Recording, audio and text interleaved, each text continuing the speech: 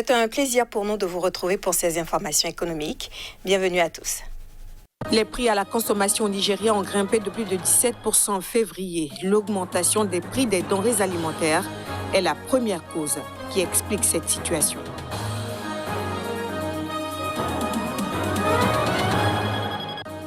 Toujours au Nigeria, le port de Lagos serait au bord de la crise de nerfs. Son engorgement se répercute sur tous les autres ports de la région.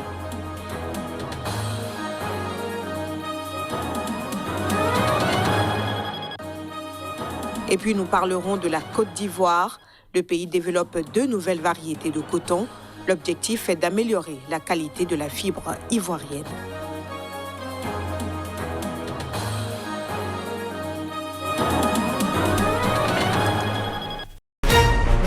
Annonceurs, entrepreneurs, promoteurs et chefs d'entreprise, choisissez dès à présent votre meilleur partenaire média, Idéal Production. Idéal Production est basé à Cotonou au Bénin. Idéal Production, le partenaire exclusif de Sika TV en Afrique.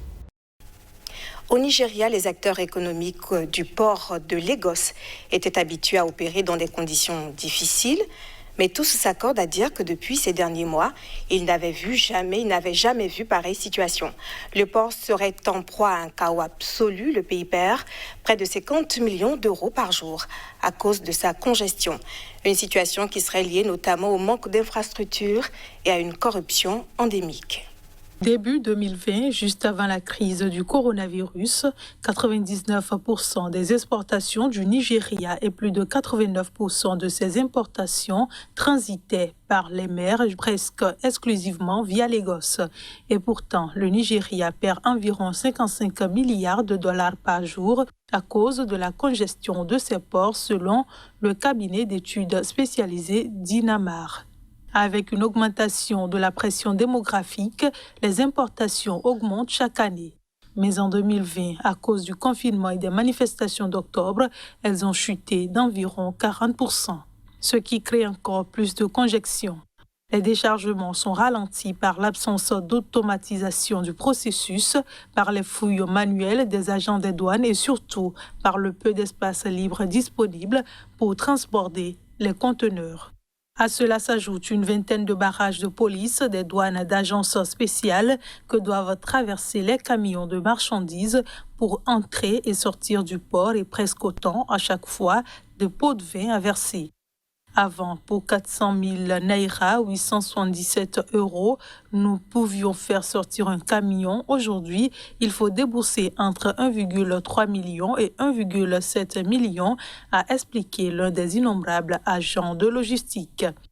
Aliko Dangote, le plus grand homme d'affaires nigérien, avait déclaré avoir perdu près de 55 millions d'euros entre 2017 et 2018 à cause de cet encombrement du port de Lagos.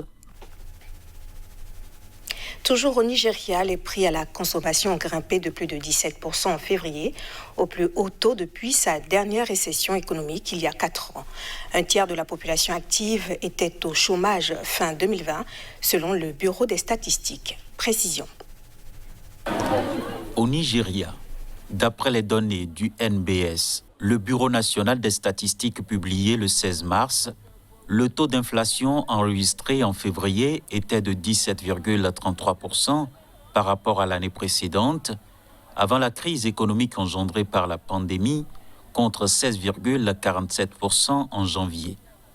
La première cause de cette situation serait l'augmentation des prix des denrées alimentaires, conséquence notamment d'une suspension des livraisons de viande et de certains produits du nord vers le sud du pays, pour protester contre l'insécurité. Mais le blocus a depuis été levé. La chute des cours de la monnaie nationale a également engendré une importante hausse des prix des produits importés, ainsi que la congestion dans le port de Lagos, où transitent plus de 110% des commodités importées dans ce pays de 200 millions d'habitants. Le Bureau national des statistiques a également révélé que le taux de chômage au Nigeria était passé de 33,3% au cours du dernier trimestre 2020 contre 27,1% au deuxième trimestre. Notons qu'un rebond du prix du baril du pétrole à plus de $65 a permis aux premiers producteurs du continent de sortir de la récession mi-février avec une croissance du PIB de 0,11%, et ce malgré des indicateurs économiques et sociaux défavorables. Je l'annonçais en titre en Côte d'Ivoire, la filière coton est l'une des plus dynamiques du secteur agricole. Ayant été perturbée au début des années 2000 par la crise politique, la production de la fibre a connu une croissance fulgurante ces dernières années et la dynamique ne semble pas près de s'arrêter. De nouvelles variétés de coton ont été conçues. Suivez plutôt. En Côte d'Ivoire, le Centre national de recherche agricole, CNRA, vient de concevoir 2 nouvelles variétés de coton au profit des producteurs. Dénommées CI 123 et CI 128, ces semences permettront, selon les autorités, d'améliorer non seulement le rendement de la fibre, mais aussi de renforcer son image de qualité sur le marché mondial. Le vice-président d'Intercoton a reconnu que ces dernières années, les clients internationaux ont attiré leur attention sur le fait que la fibre a perdu certaines de ses caractéristiques. L'organisme a donc décidé de s'attaquer à l'amélioration de la qualité et de retrouver le niveau passé qui faisait du coton ivoirien une denrée prisée sur les marchés internationaux. Cette innovation entre dans le cadre de la stratégie de l'exécutif visant à accompagner la fibre coton ivoirienne qui a connu une progression fulgurante ces dernières années, atteignant plus de 490 000 tonnes en 2019-2020. Dans le pays, le rendement à l'hectare est de 1,2 tonnes, un niveau largement au-dessus de la moyenne africaine, selon les données du Comité consultatif international du coton. Il faut dire que la culture de l'or blanc est l'apanage d'environ 117 000 producteurs dans le pays. Le PIB mauritanien impacté par la pandémie du coronavirus a connu une croissance négative de moins 2% en 2020. L'information a été donnée par les autorités. Hormis les mines, premier pilier de l'économie nationale, tous les autres secteurs ont connu une baisse de recettes. Le commerce a connu une chute de plus de 9%, le transport une baisse de 3%. L'activité manufacturière a fortement baissé, enregistrant un taux de moins 4%. Et la très forte baisse du sous-secteur de la pêche a entraîné l'ensemble du secteur primaire, situant la baisse de l'activité de ce secteur à moins 5%. En Afrique du Nord, le marché du blé est l'un des plus dynamiques du monde. Si dans cette région qui abrite plusieurs gros consommateurs de la céréale, de nouveaux entrants affichent leurs ambitions à l'export, des acteurs historiques comme la France continuent de tirer leur épingle du jeu. Avec 821 000 tonnes, l'Algérie et le Maroc ont absorbé 54% des expéditions françaises en février dernier. L'Algérie reste le plus important débouché pour le blé français hors Union européenne, avec des importations de 309 000 tonnes de céréales. Ce stock représente plus du tiers du volume total sur la dite période et marque le plus important niveau enregistré depuis le début de la saison 2020-2021, en juillet dernier. Pour sa part, le Maroc a acheté environ 138 000 tonnes de blé en provenance du pays. Là encore, un pic durant la campagne en cours. Cette vigueur des expéditions de blé vers les 2 pays d'Afrique du Nord a permis à la France de plus que compenser la baisse de ses envois vers la Chine qui ont dégringolé de 68 000 tonnes. Si pour les acteurs français, la bonne santé des exportations vers l'Afrique du Nord est une bonne nouvelle, de nombreux exportateurs estiment que le plus gros défi sera de maintenir la dynamique dans les prochains mois dans un contexte de concurrence encore plus rude.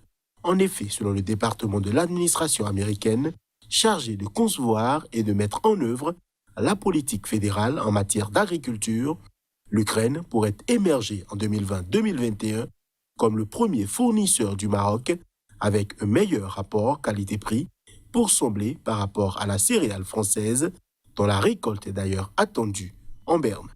En 2020-2021, l'Algérie devrait consommer 11 millions de tonnes de blé, alors qu'au Maroc, les prévisions tournent autour de 10 millions de tonnes, selon l'USDA. Sierra Leone relance post-Covid. Le FMI débloque plus de 500 milliards de léones. Les précisions, c'est avec Casimir Pedjo.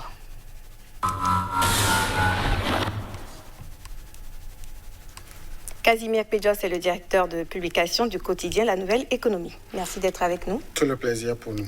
La Sierra Leone bénéficie d'un financement de 509,30 milliards de léones de la part du Fonds monétaire international au titre d'une facilité de crédit rapide. À quoi servira ce fonds? Merci. Ce fonds servira à relancer l'économie de ce pays. En effet, il faut le dire, après donc la pandémie qui a décimé l'économie de ce pays en 2020, le pays est en train de relancer, de renaître progressivement donc de cette crise-là. Et déjà, on annonce un véritable gap en ce qui concerne donc la balance commerciale du pays. Et véritablement, le Fonds monétaire international a décidé donc d'accorder environ 50,9 millions de dollars, soit 509 milliards donc de l'AION, la devise locale au niveau de ce pays, pour pouvoir donc venir à bout d'un certain nombre donc de conséquences négatives en ce qui concerne donc l'économie de ce pays-là. Est-ce qu'avec ces mesures, la Sierra Leone est à l'abri d'un dégel économique? Pas évident, parce que selon donc le Fonds monétaire international, donc en date du 15 mars 2021, la Sierra Leone vit une situation des plus dégradantes en ce qui concerne donc son économie. Déjà, on annonce donc à long terme la diminution donc des revenus des Sierra-Léonais. Au-delà de ça, il y a aussi donc la montée de la pauvreté qui est annoncée. Il y a l'inégalité économique et sociale qui aussi va décimer. Et le plus dangereux de tout ceci, c'est l'insécurité alimentaire qui va frapper de plein fouet donc le pays d'ici donc la fin de l'année. On va commencer par assister donc à ces conséquences qui risquent donc d'être véritablement dégradantes, voilà, pour l'économie du pays. Merci Casimir Pedjo. Je rappelle que vous êtes le directeur de publication du quotidien La Nouvelle Économie. Merci pour toutes ces informations sur la Sierra Leone. Et ce sera tout pour ce journal de l'économie. Merci de l'avoir suivi et bonne suite des programmes sur SICA TV.